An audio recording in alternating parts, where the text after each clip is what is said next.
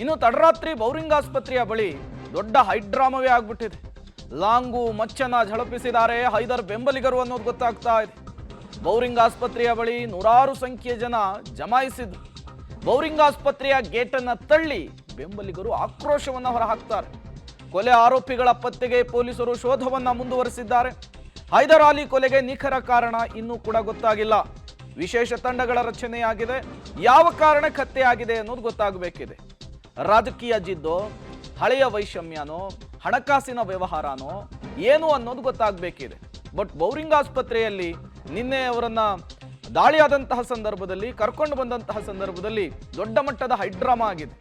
ತಲ್ವಾರ್ಗಳನ್ನು ಪ್ರದರ್ಶಿಸಿ ಹೈದರ್ ಅಲಿನ ಸಾವಿಗೆ ನಾವು ಪ್ರತೀಕಾರವನ್ನು ತೀರಿಸಿಕೊಳ್ತೇವೆ ಅಂತ ಹೇಳಿ ಅವರ ಬೆಂಬಲಿಗರು ಉದ್ದಟತನವನ್ನು ಪ್ರದರ್ಶನ ಮಾಡಿದ್ದಾರೆ.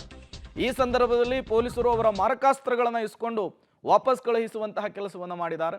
ತಡರಾತ್ರಿ 1 ಗಂಟೆಯ ಸುಮಾರಿಗೆ ಈ ಮರ್ಡರ್ ಆಗಿರುವಂಥದ್ದು, ಹತ್ಯೆಯಾಗಿರುವಂತಹ ಹೈದರ್ ಅಲಿ ಏನಿದ್ದಾನೆ ಈತ ರೌಡಿ ಶೀಟರ್ ಅನ್ನೋದು ಕೂಡ ಗೊತ್ತಾಗ್ತಾ ಇದೆ. ಜೊತೆಗೆ ಶಾಸಕರ ಜೊತೆಗೆ ಆಪ್ತ ಬಳಗದಲ್ಲೂ ಕೂಡ ಗುರುತಿಸಿಕೊಂಡಿದ್ದ ಅನ್ನುವಂತಹ ಮಾತುಗಳು ಕೇಳಿ ಬರ್ತಾ ಇದೆ.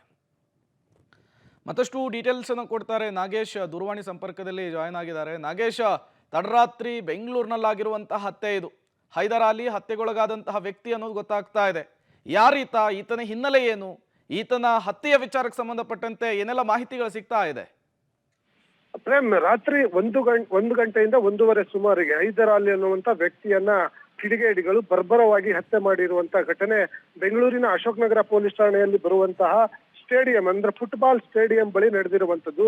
ಈತನ ಹಿನ್ನೆಲೆ ಏನು ಅನ್ನುವಂಥದ್ದನ್ನ ನೋಡೋದಾದ್ರೆ, ಈತ ಬೆಂಗಳೂರಿನ ಅಶೋಕ್ ನಗರ ಪೊಲೀಸ್ ಠಾಣೆಯ ರೌಡಿ ಶೀಟರ್ ಆಗಿದ್ದಾನೆ. ಈತನ ಮೇಲೆ ಸುಮಾರು 11 ಪ್ರಕರಣಗಳಿದೆ ಅನ್ನುವಂತ ಮಾಹಿತಿಗಳು ಕೂಡ ಇರುವಂತದ್ದು. ಬಹಳ ಪ್ರಮುಖವಾಗಿ ಮಾರಣಾಂತಿಕ ಹಲ್ಲೆ ಮತ್ತೆ ಹಲ್ಲೆ ಸೇರಿದಂತೆ NDPS ಆಕ್ಟ್ ಅಡಿಯಲ್ಲಿ ಈತನ ಮೇಲೆ ಸುಮಾರು 11 ಪ್ರಕರಣಗಳು ದಾಖಲಾಗಿರುವಂತದ್ದು. ಈತ ಒಂದು ಜಿಮ್ ಕೂಡ ನಡೆಸ್ಕೊಂಡಿದ್ದಾನೆ ಅನ್ನುವಂತ ಮಾಹಿತಿಗಳು ಕೂಡ ಇರುವಂತದ್ದು. ನಿನ್ನೆ ರಾತ್ರಿ 1 ಗಂಟೆ ಸುಮಾರಿಗೆ ಸ್ನೇಹಿತರೊಟ್ಟಿಗೆ ಬಾರ್ಗೆ ಹೋಗಿ ಬರುವಂತ ಸಂದರ್ಭದಲ್ಲಿ ಬೈಕ್ ನಲ್ಲಿ ಬಂದಂತಹ ವ್ಯಕ್ತಿಗಳು ಈತನ ಮೇಲೆ ಮಾರಕಾಸ್ತ್ರಗಳಿಂದ ಹಲ್ಲೆ ಮಾಡಿ ಕೊಲೆ ಮಾಡಿದ್ದಾರೆ ಅನ್ನುವಂತ ವಿಚಾರಗಳು ಗೊತ್ತಾಗಿದ್ದು. ಈಗಾಗಲೇ ಘಟನೆ ಸಂಬಂಧಪಟ್ಟಂತೆ ಅಶೋಕ್ ನಗರ ಪೊಲೀಸ್ ಠಾಣೆಯಲ್ಲಿ ಒಂದು 302 ಕೇಸ್ ಅಂದ್ರೆ ಕೊಲೆ ಕೇಸ್ ದಾಖಲಿಸಿಕೊಂಡು ಪೊಲೀಸರು ತನಿಖೆಗೆ ಇಳಿದಿರುವಂತದ್ದು.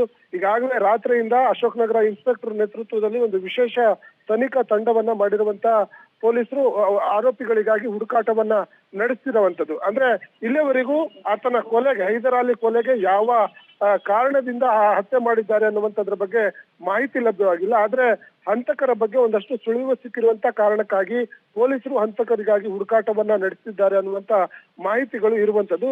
ಬಹಳ ಪ್ರಮುಖವಾಗಿ ಈತನ ಹಿನ್ನೆಲೆಯನ್ನ ಪ್ರಾಥಮಿಕವಾಗಿ ತನಿಖೆ ಮಾಡಿದಂತ ಸಂದರ್ಭದಲ್ಲಿ ಈತನ ಬಳಿ ರಾಜಕೀಯ ಹಿನ್ನೆಲೆ ಇಲ್ಲ. ಇವನ ಸಹೋದರರೊಬ್ಬರು ಸಾಮಾಜಿಕ ಕಾರ್ಯಗಳನ್ನ ಮಾಡ್ಕೊಂಡಿದ್ರು ಅನ್ನುವಂತ ಮಾಹಿತಿಗಳು ಇದ್ದಾವೆ ಅನ್ನುವಂಥದ್ರ ಬಗ್ಗೆ ಈಗಾಗಲೇ ಕೇಂದ್ರ ವಿಭಾಗದ DCP ಶೇಖರ್ ಅವರು ಸ್ಪಷ್ಟನೆಯನ್ನ ಕೊಟ್ಟಿರುವಂತದ್ದು. Prem, okay, thank you Nagesh ತಮ್ಮೆಲ್ಲ ಮಾಹಿತಿಗಾಗಿ.